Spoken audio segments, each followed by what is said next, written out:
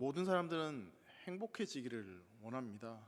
그 행복하기 위해서 열심히 주어진 삶에 최선을 다해서 살아가기 마련이죠. 그런데 정작 누군가에게 당신은 행복하십니까? 라고 질문을 하면 자신 있게 네, 저는 행복합니다. 그렇게 이야기하는 사람들이 그리 많지 않다는 것도 사실인 것 같습니다. 월급이 오른다거나 아니면 승진을 한다거나 가지고 있었던 부동산이 오르거나 주식이 오른다거나 이렇게 어떤 물질적으로 뭔가 풍성해지고 또 뭔가가 잘 되었을 때 그때 분명 그 순간 행복함을 느끼는데 근데 그게 그렇게 오래 가지 않는다는 것도 우리는 좀 경험하고 또 주위를 둘러봐도 그렇다는 것을 우리는 발견하게 됩니다. 여러분, 자신이 얼마나 행복한가를 나타내는 지수가 있는데 그게 행복지수라고 합니다. 149개 나라를 대상으로 행복지수가 가장 높은 나라를 조사했는데 2018년부터 2021년까지 4년간 연속으로 1등한 나라가 있습니다. 대한민국은 아니고요, 핀란드라고 합니다. 핀란드라는 나라가 2018년부터 올해까지 계속해서 가장 살고 싶은 나라 행복지수가 1위였다고 해요. 그러면 이제 보통 세계에서 가장 부유하고 강한 나라라고 이야기하는 미국은 몇 위를 했을까요? 14위를 차지했다고 합니다. 그럼 이쯤에서 이제 대한민국, 우리가 너무나 살아가는 우리의 조국 대한민국은 행복지수가 과연 몇 위였을까? 여러분 궁금하시죠?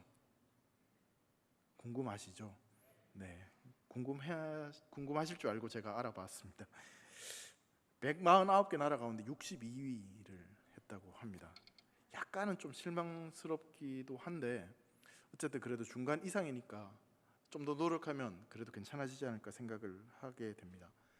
대부분의 사람들은 많은 돈을 가지고 있으면 또 많은 힘을 가지고 있으면 행복할 것이다 라고 생각을 합니다. 하지만 많은 돈을 가지고 있다고 해서 그게 그 사람의 행복을 좌지우지하는 것은 결코 아니다라는 것을 우리는 이 나라들마다 행복지수를 보면 어느 정도 짐작해 볼 수 있을 것 같습니다. 만약 어떤 사람이 물건을 통해서, 물질적인 것을 통해서 만족감을 누리고 행복을 얻는다면 그 사람은 계속해서 무엇인가 새로운 것들을 구입하고 또 새로운 것을 사야지만, 물건들을 가져야지만 그 행복을 계속해서 유지할 수 있을 것입니다. 계속 바퀴를 돌려야 하는 쳇바퀴처럼 뭔가 새로운 것을 계속해서 소유해야지만, 그래야지만 그 행복이 계속해서 유지된다는 사실이죠. 처음에 소형차를 샀을 때, 처음으로 작은 집을 마련했을 때 그 순간 모든 사람들은 대부분 커다란 행복감을 느끼기 마련입니다. 그런데 얼마 지나지 않아서 그 처음 샀던 자동차가 익숙해지고 처음 샀던 그 집이 익숙해지면서 비교를 하게 되죠. 저 옆집은 저 차를 탄다던데, 저 사람은 저 평수로 산다는데, 그런 마음이 들면서 처음 가졌던 행복감이 점점 사라지게 되는 것을 경험하게 됩니다. 그러다 보니 더 큰 차를 소유해야 되고 더 큰 집을 소유해야 하는 그런 삶이 계속 이어지는 것이죠. 여러분, 이러한 익숙해짐과 또 비교 때문에 어떤 물건을 통해서, 물질적인 것을 통해서, 눈에 보이는 무엇인가를 통해서 만족감을 누리고 행복감을 소유하는 사람은 더 많은 물건들, 더 많은 것들을 소유하지만 그 인생 가운데 행복감을 소유하며 누리며 살아가게 될 것입니다. 그런데 성경 전도서 5장 10절 말씀 보면 은을 사랑하는 자는 은으로 만족하지 못하고 풍요를 사랑하는 자는 소득으로 만족하지 아니하나니 이것도 헛되도다라고 말씀하고 있습니다. 그러니까 성경에서도 이 물질적인 것으로 계속해서 그 행복을 누리며 소유하며 살아갈 수는 없다라고 분명히 말씀하고 있는 것이죠. 행복을 위해 새로운 물건을 계속해서 소유하는 것은 분명 한계가 있을 수밖에 없습니다. 따라서 물질적인 것을 추구하며 그것을 통해서 행복감을 누리는 사람들은 결국 행복해질 수 없다라는 결론을 우리는 가지게 되는 것이죠. 하지만 그런 자동차나 집 같은 것을 통해서 행복을 얻는 것이 아니라 삶을 통해서, 경험을 통해서 행복감을 누리고 또 그것을 계속해서 깨달아가는 사람들은 앞으로 계속해서 무엇인가 더 큰 행복들을 경험하며 살아갈 수 있을 것입니다. 제가 지금 타고 다니는 차를 10년쯤 전에 샀습니다. 10년 전에 새 차를 샀을 때 어떤 마음이었을까요? 곰곰이 생각해 보니까 너무너무 행복했습니다. 너무너무 기뻤습니다. 그래서 매일매일 그 차를 타고 다니고 싶었습니다. 어딜 가나 그 차를 끌고 다녔던 기억이 있습니다. 근데 10년이 흘렀습니다. 10년이 흐른 지금 제가 그 차에 대한 마음이 처음과 같을까요? 다를까요? 어떻게 아세요? 예, 솔직히 처음 그 차를 샀을 때 그 마음은 없었어요. 그때는 제가 비 오면 지하 주차장에 꼬박꼬박 차를 주차하고 물기가 조금만 있어도 걸레로 닦고 이렇게 열심히 했는데 지금은 말 안 해도 아실 거예요. 비가 오나 뭐가 오나 그냥 그냥 그대로 유지하고 있습니다. 근데 저희 첫째 아이가 지금 10살입니다. 10살인데요. 10년 전에 아이가 태어났을 때 너무너무 행복했어요. 근데 지금 10년이 지난 지금은 어떨까요? 더 행복해요. 이거를 이렇게 표현할 수밖에 없을 거예요. 경이로운. 어떻게 이럴 수 있을까? 어떻게 내가 이런 아이를 낳았을까? 뭐 그런 마음이 사실 있습니다. 10년의 시간을 돌이켜 보면 매 순간순간이 막 새롭고 아이와 함께하는 그 경험들이 너무너무 행복합니다.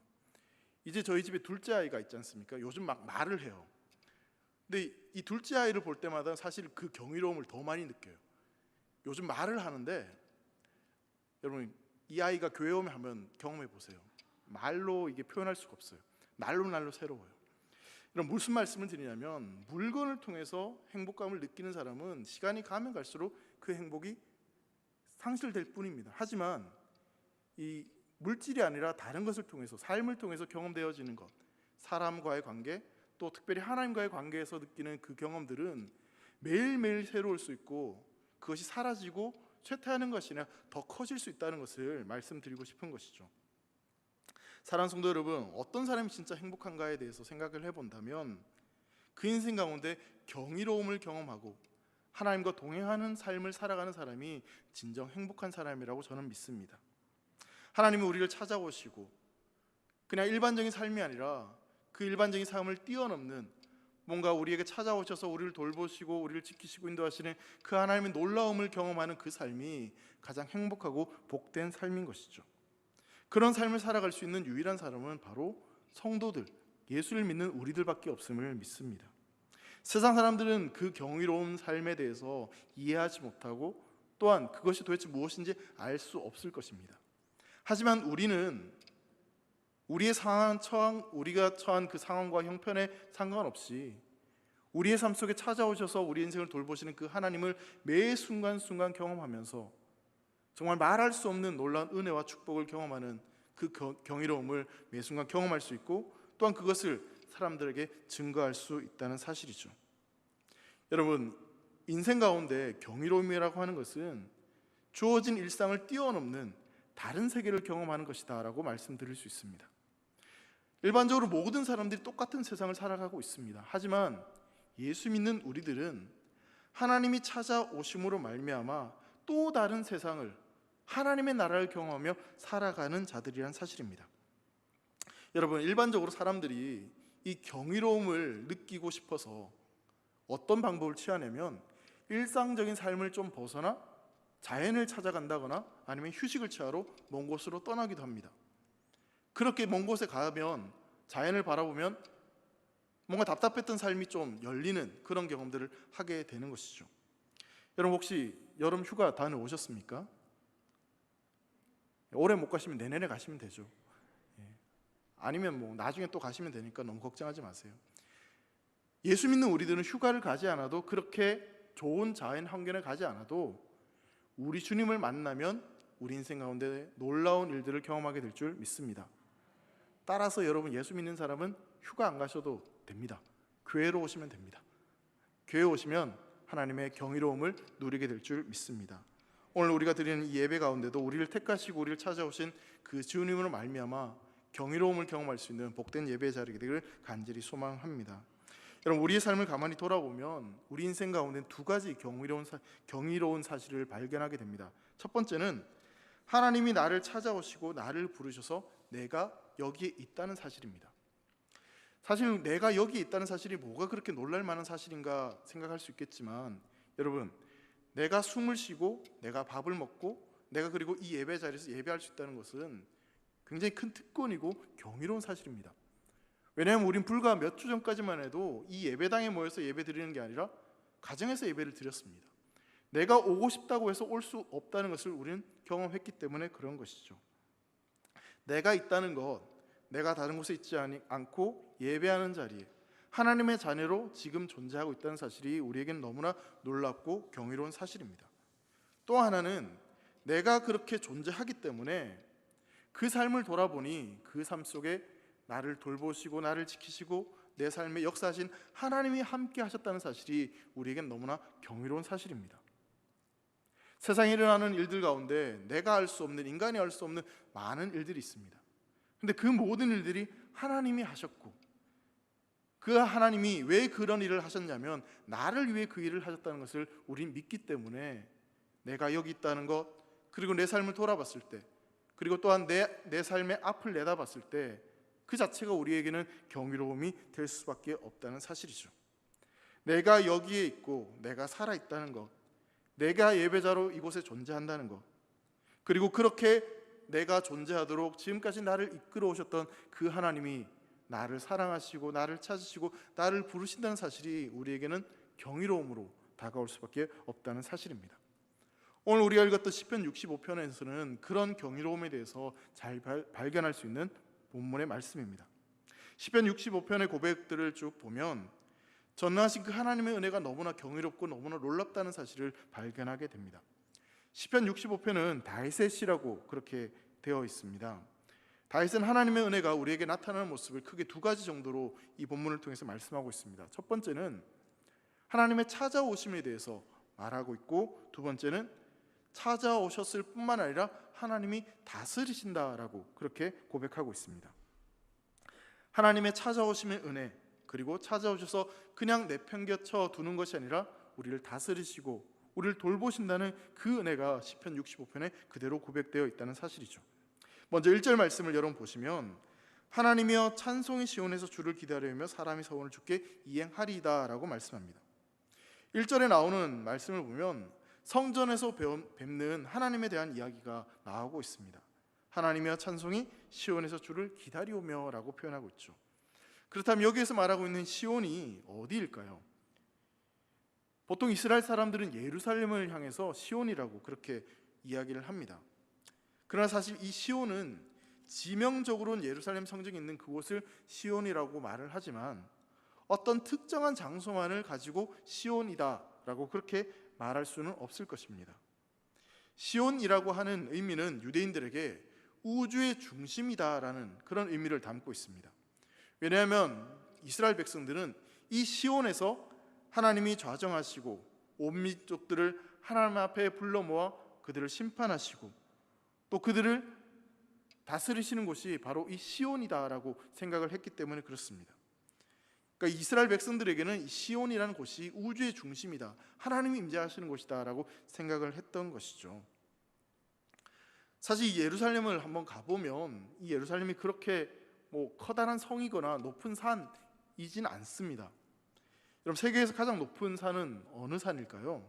에베레스트 산이죠. 8,000고지가 넘는데 이 예루살렘은 약 한 800m 정도 되는 그런 언덕과 같은 그런 장소입니다.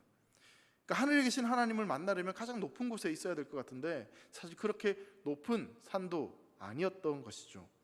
그렇게 특별할 만한 그런 장소는 아니었다라는 것입니다.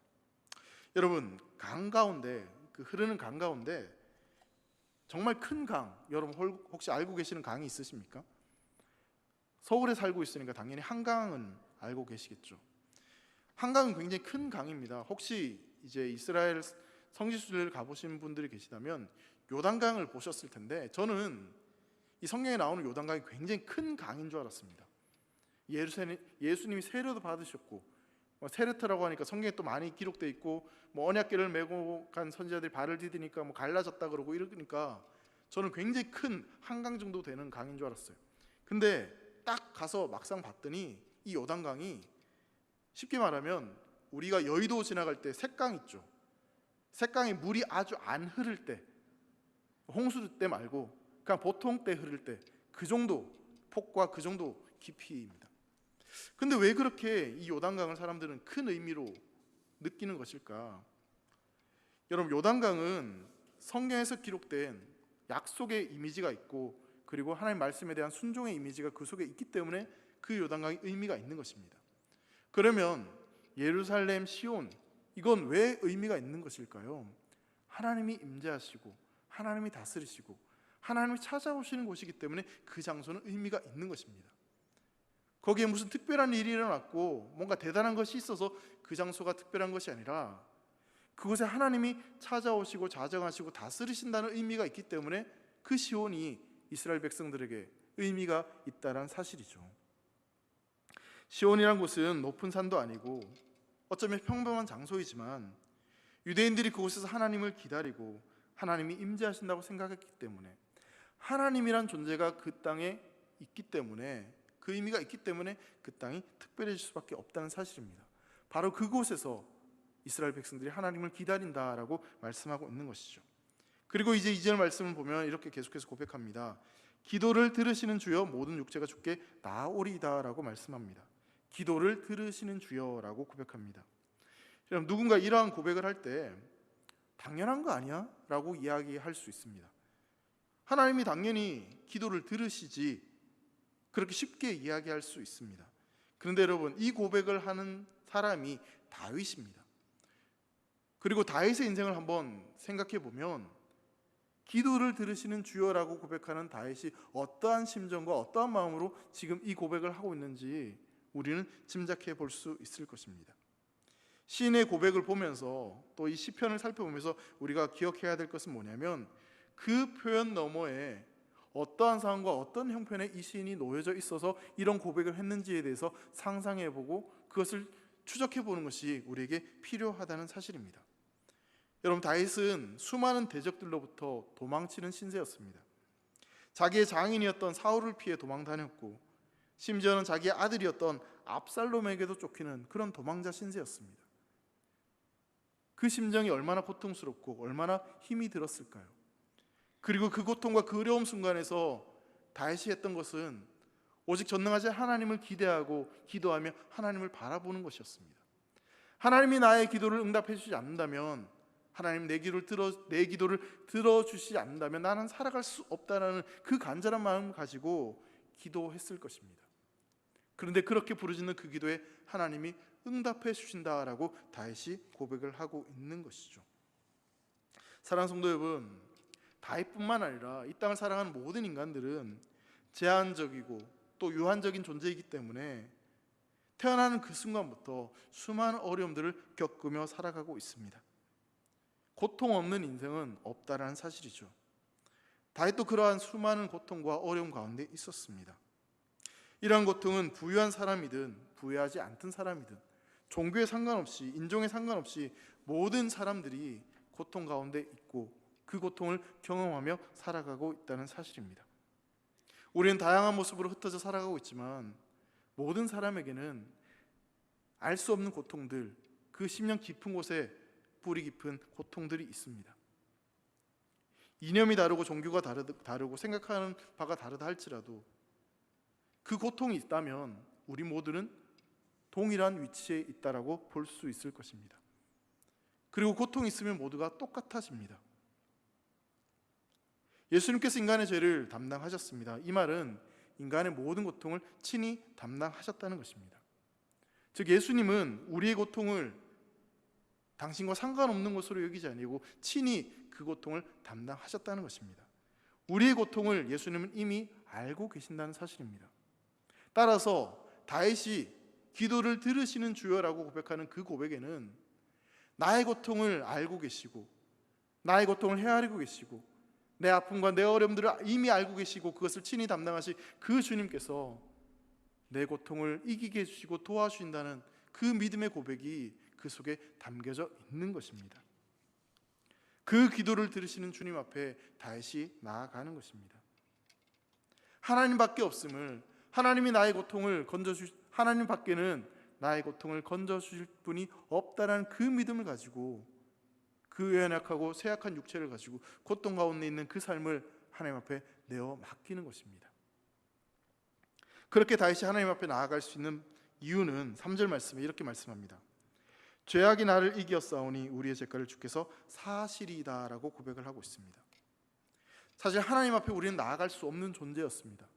우리가 아무리 고통을 당해도 아무리 어려움이 있어도 우리가 하나님 앞에 나아갈 자격은 없습니다. 하지만 자격 없는 우리를 위해서 예수님이 친히 십자가에 달려 죽으심으로 말미암아 우리의 죄의 문제가 해결되었기 때문에, 하나님과 사람 사이에 갈라놓았던 그 죄의 문제가 해결됨으로 말미암아 우리는 하나님 앞에 나아갈 수 있게 된 것이죠. 다윗이 어떻게 그렇게 기도를 들으시는 주여라고 고백할 수 있었겠습니까?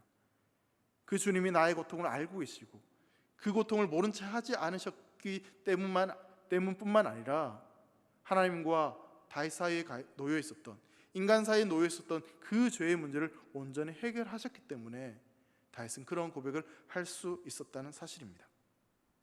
다윗은 그의 인생 가운데 이 죄가 얼마나 인생을 무너뜨리고 고통스러운지 친히 경험하였습니다. 그래서 시편 6편 6절 말씀을 보면 이렇게 고백을 합니다.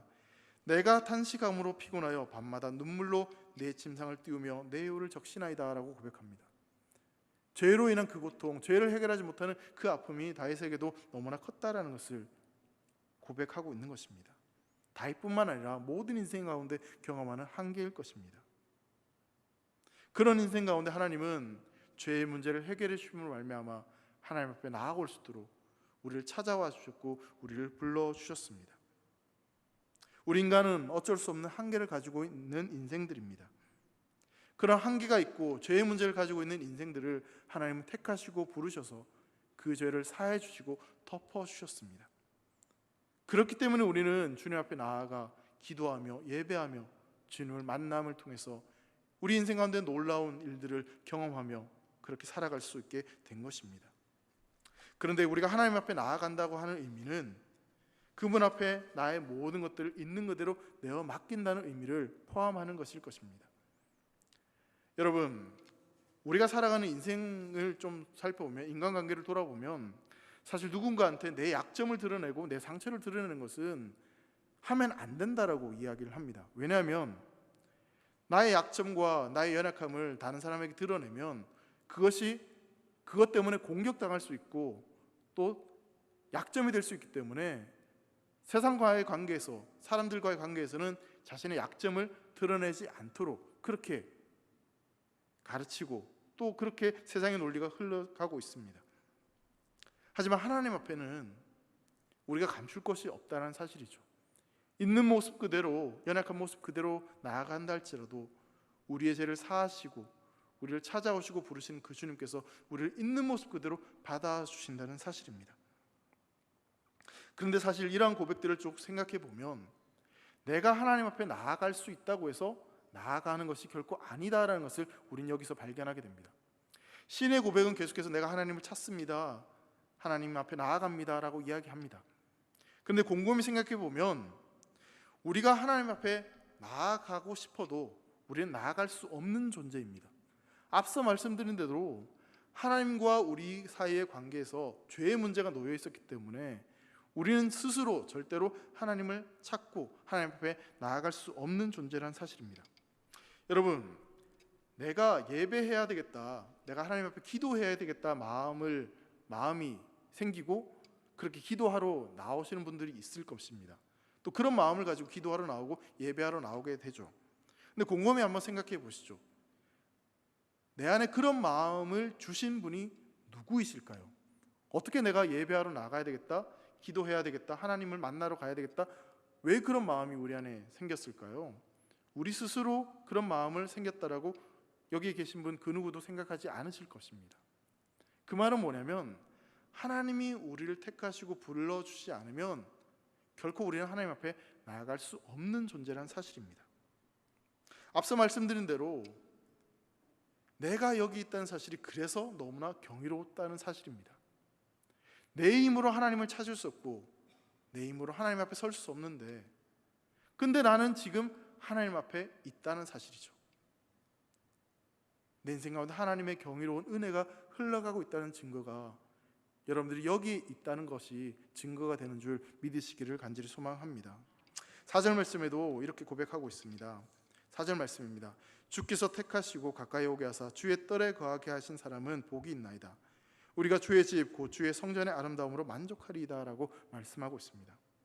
사랑하는 성도 여러분, 하나님께서 우리를 택하셨다고 분명히 말씀하고 있습니다. 여러분, 예를 들어서 북한에 독재자 김정은이 있습니다. 북한의 독재자 김정은을 북한 사람들이 마음대로 만날 수 있을까요? 없을까요? 불가능한 이야기죠. 독재자는 사람들에게 두려움을 주고 자신의 신변을 보호하기 위해서 겹겹이 보호막을 그렇게 합니다. 어떤 정당한 절차를 밟더라도 그 북한의 최고 지도자를 만나는 것은 결코 쉽지 않은 일입니다.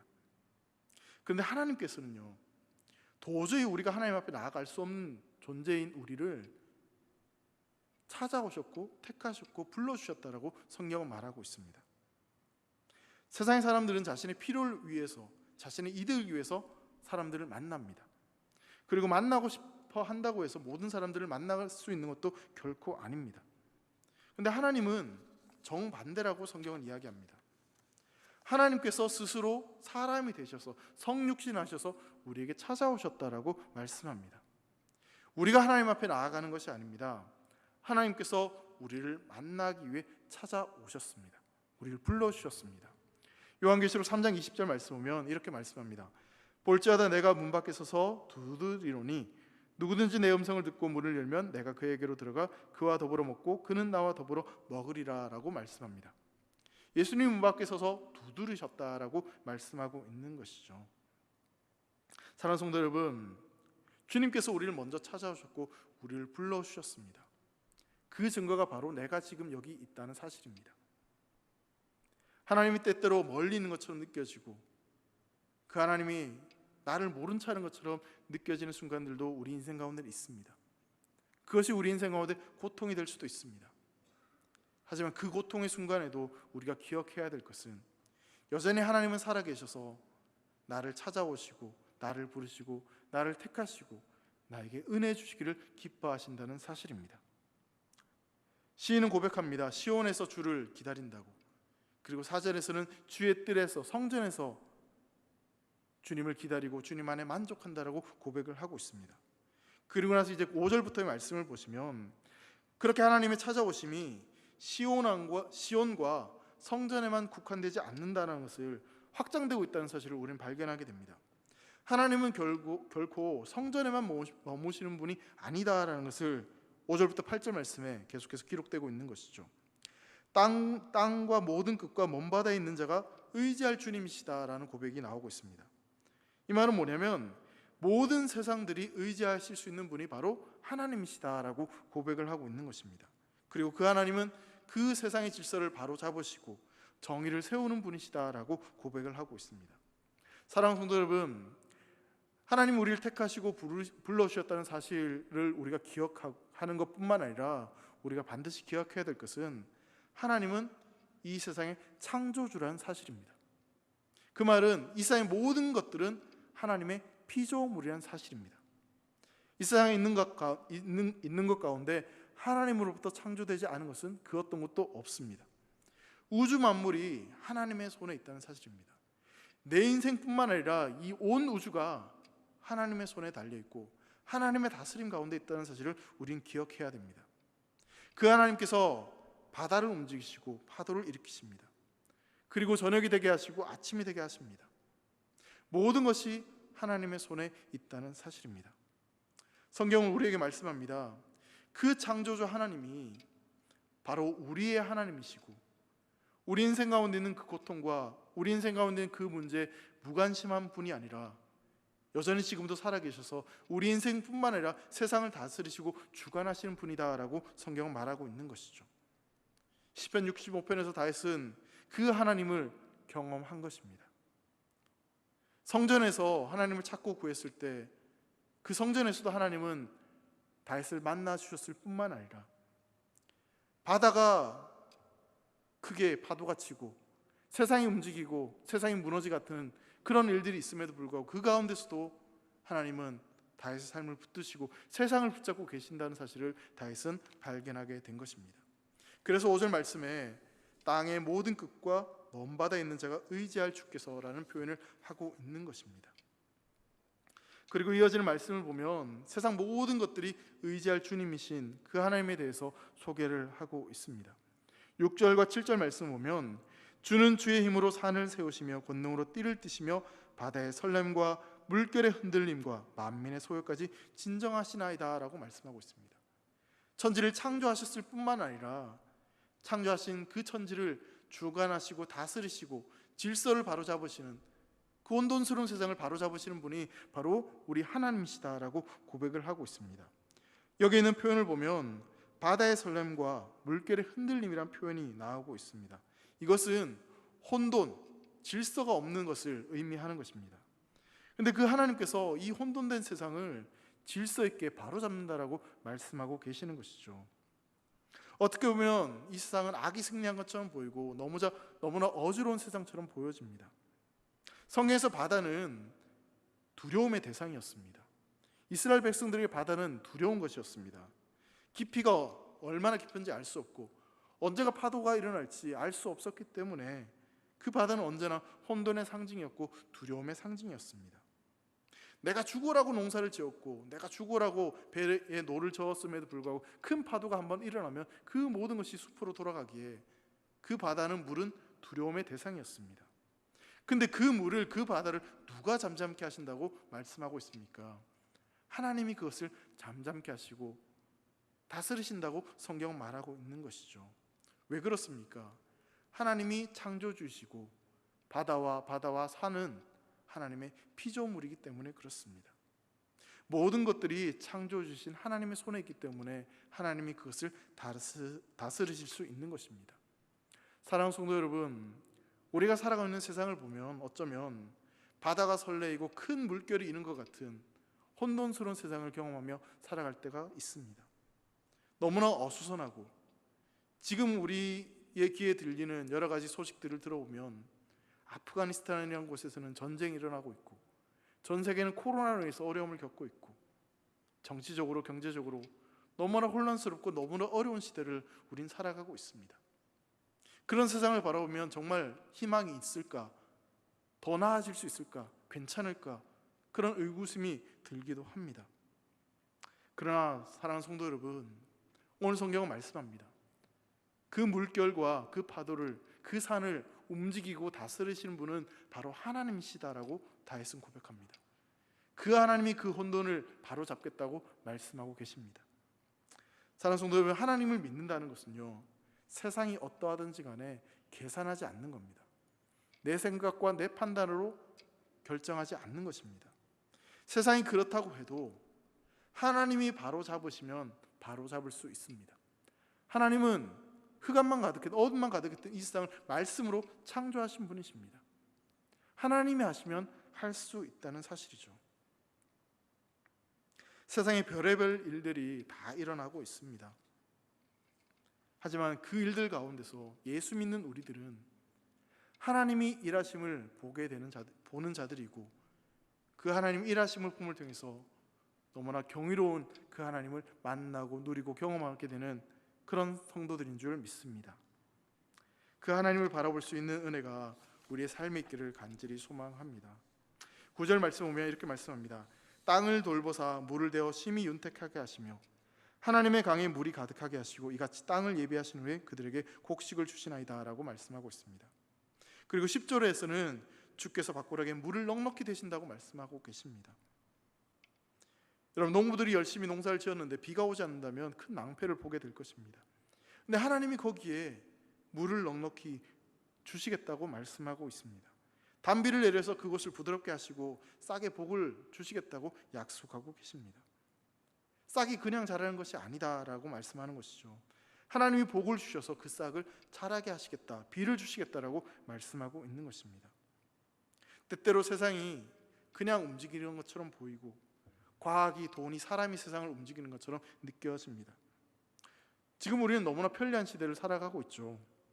여러분, 비가 오지 않으면, 물이 없으면 어떻게 하면 될까요? 요즘 어떻게 하시죠?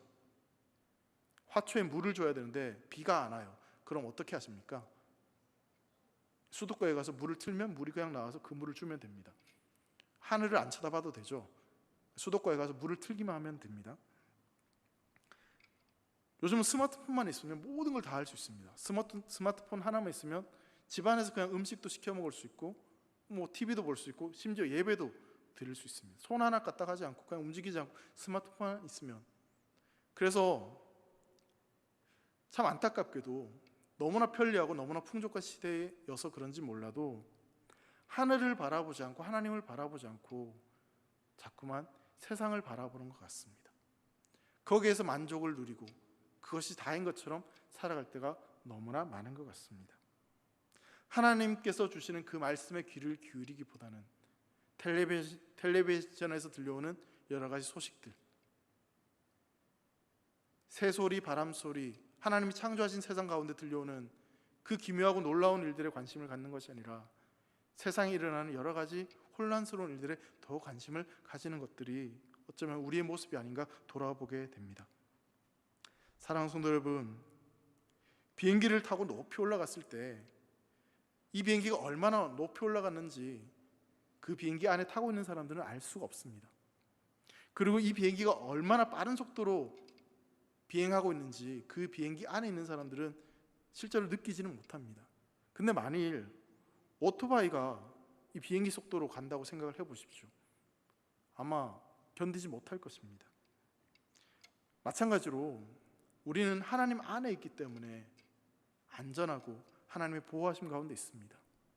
하나님의 다스리심 가운데 있습니다. 그런데 때때로 그것을 놓치고 그 경이로움을 잊어버리고 살아갈 때가 너무나 많다는 사실입니다. 아니면 세상이 너무나 어지러워서 너무 큰 파도가 일어나서 하나님이 살아계시고 하나님 다스리심을 놓치고 살아갈 때가 있는 것인지도 모르겠습니다. 오늘 시편은 분명히 고백하고 있습니다. 하나님이 우리를 찾아오시고 우리를 택하시고 부르시고 그리고 이 세상 우주 만물을 다스리신 분이 바로 하나님이다라고 분명히 말씀하고 있습니다. 이 세상의 질서를 바로 잡으시고 우리 인생을 회복시키시고 도우실 수 있는 분이 오직 하나님 한 분밖에 없다라고 분명히 말씀하고 있습니다. 하나님이 세상을 다스리십니다. 하나님이 우리의 창조주이시며 우리의 구원자이십니다. 하나님께서 우리의 삶을 지금도 여전히 돌보고 계심을 믿으시기 바랍니다. 요한복음 6장 44절 말씀에 이렇게 말씀합니다. 나를 보라신 아버지께서 이끌지 아니하시면 아무도 내게 올 수 없으니 오는 그를 내가 마지막 날에 다시 살리리라 말씀하고 있습니다. 앞서 말씀드린 대로 내가 이곳에 있다는 사실이 바로 하나님이 살아계시다는 증거입니다. 그것을 깨닫고 경험할 수 있는 저와 여러분 되시기를 간절히 소망합니다. 하나님이 나를 이끄시지 않고 하나님이 나를 도와주지 않았다면 나는 지금 여기에 존재하지 못합니다. 말씀을 마무리하겠습니다. 때때로 우리 인생 가운데 고통이 찾아옵니다. 어지러움들이 있습니다. 혼돈스러운 순간들이 있습니다. 그런 세상 가운데 행복해지고 싶고 평안하고 싶고 복된 삶을 누리고 싶은 마음들이 있습니다. 여러분, 진짜 행복해질 수 있는 방법은 나를 찾아오시고 내 인생의 주인 되신 창조주 되신 그 하나님을 붙잡고 살아가는 삶이 또 그 하나님과 동행하며 살아가는 삶이 가장 행복하고 복된 삶이라는 사실을 믿으시기 바랍니다. 경이로운 삶을, 경이로운 경험들을 할 수 있는 유일한 방법은 살아계신 하나님과 동행하는 삶을 살아갈 때 그때 비로소 우리 인생은 경이로운 삶이 될 줄 믿습니다. 여러분들의 삶이 하나님께서 돌보시고 하나님이 인도하심으로 말미암아 그렇게 경이로운 삶이 되시기를 주의 이름으로 축복합니다. 기도하겠습니다.